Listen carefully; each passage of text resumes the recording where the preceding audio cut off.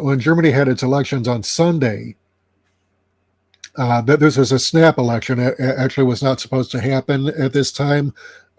Former Okay.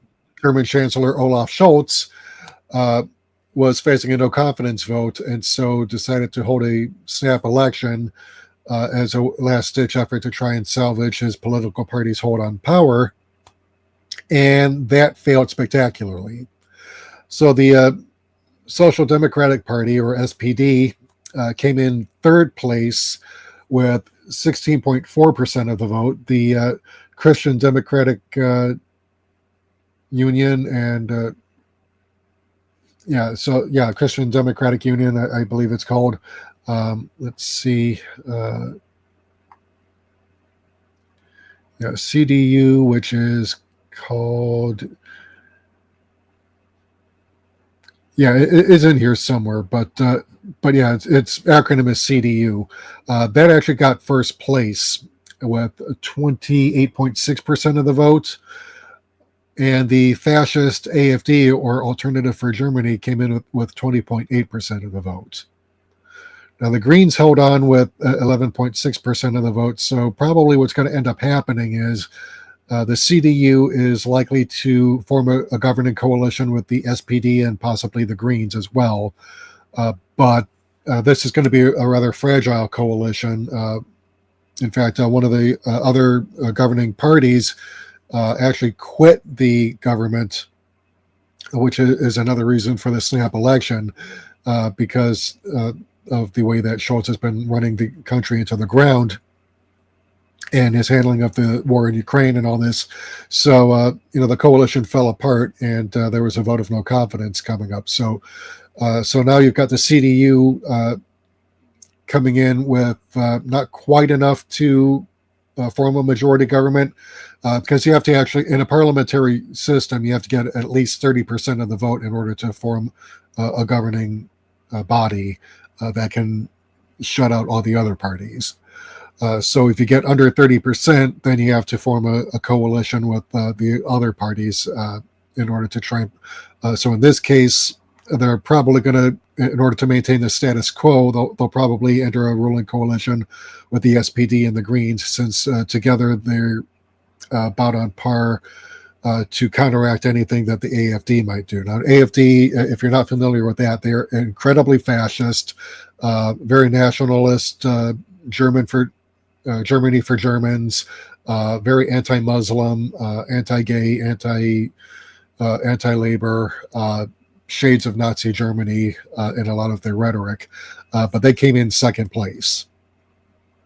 So in order to hold off on allowing them into the government, they're going to try and form a government with SPD probably, and then the Greens. Now, interestingly enough, the Left Party, or Die Linke, as it's called in German, they came in with almost 9% of the vote. So they won't have very many seats in this coalition, but they will have some seats in there. Like the Free Democratic Party, which I believe is what that was the faction that actually walked away and helped contribute to the snap election. They lost big time. All right, if you don't get 5% or more in the German elections, you don't get to be part of the government. So you've got at least 5 parties here. So you've got the CDU, CSU, which is the Christian party, very conservative. Then you've got the Social Democratic Party, the Greens. So that's 3, and they'll probably form the ruling coalition. Then you've got the fascist AFD, which is second place. It has the second largest number of seats in the upcoming parliament. And then you've got the Left Party, which is the smallest, but not insignificant.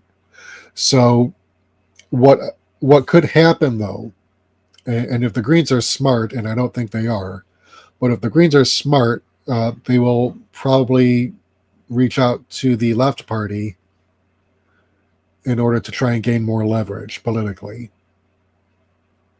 Like coalesce, like combine, or Yeah, because you've got like something like 11 that makes almost sense. 12% of the vote, and then you've got so 12% plus almost 9%. That together they would have something like almost 19% of the vote, which would actually put it into third place if they were to join together.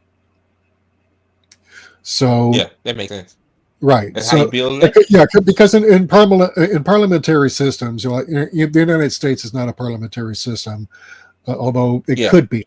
Because if you had three or more major political parties, and they all win in Congress, and yeah, you're going to have to see like a governing caucus that has like say the Democrats joining up with like the Greens or the Progressives. Let's say either of those gets a significant number of seats. Or let's say the Libertarian Party, or as I call it, the Libertarian Party, let's say they win big.